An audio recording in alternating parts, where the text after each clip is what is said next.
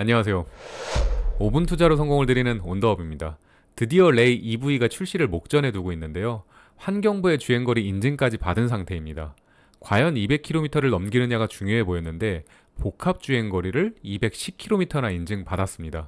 생각보다 긴 주행거리를 인증받았는데요. 과연 이 주행거리가 충분할지 고민은 좀 해봐야 된다고 생각합니다. 확실한 건 유지비가 정말 적게 들어가겠지만 전기차의 특성상 충전은 꼭 필요한 부분이니까요.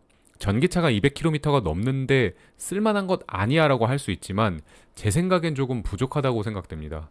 예전 레이 EV 주행거리 87km에 비하면 혁신적으로 늘어났지만 그 모델은 사실 실용성이 없는 모델이고 130km가 더 늘어났다고 해서 불편함이 완전 해소될 수 있는 주행거리는 아니라고 봅니다. 제가 전기차에 대해서 누누이 말씀드리지만 전기차를 구매할 때는 보조금 지원, 충전 인프라, 주행거리 이 세 가지를 항상 체크하고 구매 결정을 해달라 말씀드리는데요.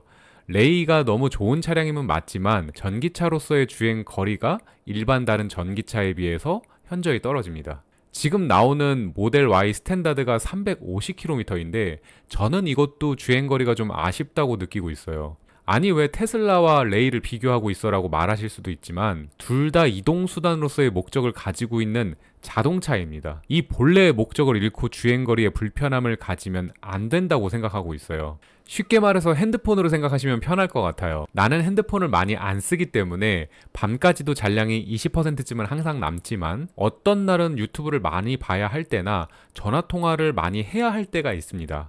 차도 마찬가지로 평상시 일상에서 벗어나는 환경에 노출될 수 있다는 점이죠. 그나마 핸드폰은 충전기를 꽂아두고 사용할 수 있지만 차량은 충전하는 동안에는 사용할 수 없습니다. 이 불편함이 생각보다 크다고 봐요. 그래서 한번 충전 시 주행 가능한 거리가 충분할수록 충전에 대한 번거로움이 현저히 줄어들게 되므로 1회 충전 시 총 주행거리는 전기차를 결정하는 데 있어서 굉장히 중요한 요소임을 염두에 두셔야 합니다. 특히 레이는 다른 경차와는 차별화되는 레저, 캠핑카 등으로 다양하게 활용될 만큼 그 활용도가 높습니다. 2열에 승객을 태워도 다른 경차에 비해 많이 편한데요.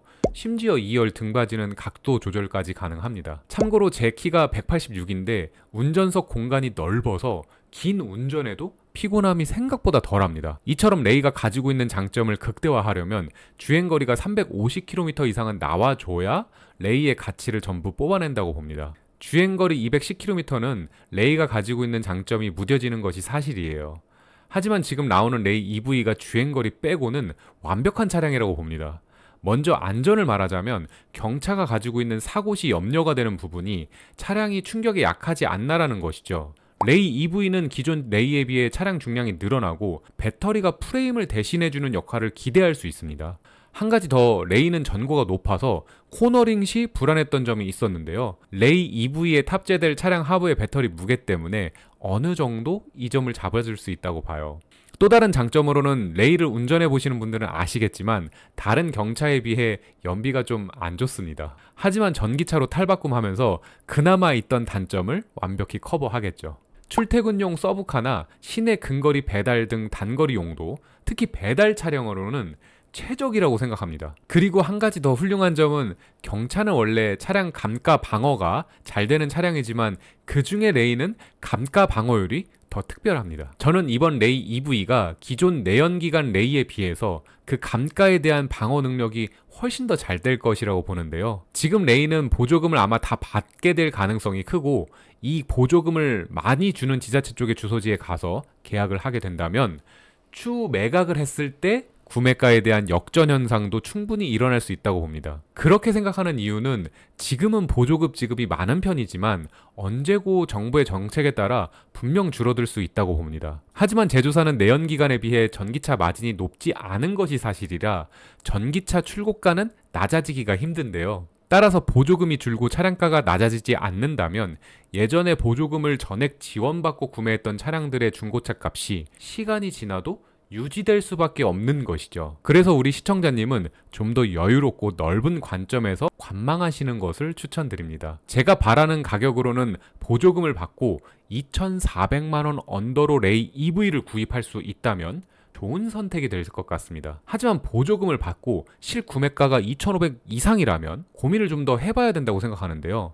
물론 내연기관 레이에 비해 800만 원 이상의 가치는 할 테지만 보조금을 받고 2,500만 원 이상이라면 다른 선택지도 눈에 들어올 수 있기 때문입니다. 주행거리가 많지 않아서 레이 EV가 딱이라고 생각했던 분들에게는 차라리 800만 원을 지금 당장 지출해서 묶어두고 내연기관 레이를 타는 것이 나을 수도 있기 때문이에요. 어차피 주행거리가 많지 않다면 3, 4년을 이용해야 연료비나 소모품비로 차량 구입비 800만 원에 대한 비용 상계 처리가 되니까 내연기관과 고민해 볼 만합니다. 여기서 내연기관을 선택한다면 아까 말했던 주행거리로 신경 쓰였던 부분은 없어지겠죠. 사용자의 환경에 따라서 배달용이나 출퇴근용으로 단거리 주행거리가 고정되고 연 2만 킬로 이상은 사용한다고 보시면 1,000만 원까지도 지출이 가능하다고 생각할 수도 있지만 그러면 지금 운전 성향이 3, 4년간은 확실히 고정된다는 전제도 깔려 있어야 합니다. 그게 아니시라면 지금 당장 무리한 지출은 하지 않으시는 걸 추천드려요. 써놓고 보니 레이 EV가 기대가 되긴 하지만 약간 회의적으로 보는 시선이 되었습니다. 차량을 판매하고 대여하는 사업자의 시선으로 보자면 그래도 레이 EV는 인기도 좋고 감가 방어도 정말 잘 되는 좋은 차종이라고 확신합니다. 참고로 저는 카니발, 레이, GV80, 테슬라 등의 차량들을 좋아하는데요. 4, 5년 정도 대여 사업으로 사용을 하고 매도를 해도 높은 가격을 받으니까 수익이 좋아서 선호할 수밖에 없습니다. 제가 가스라이팅을 좀 드리자면 우리 시청자님도 이런 모델들을 선호하시면 좋겠습니다.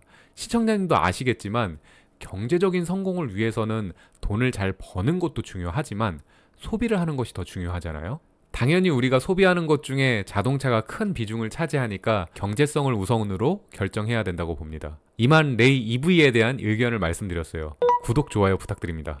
감사합니다.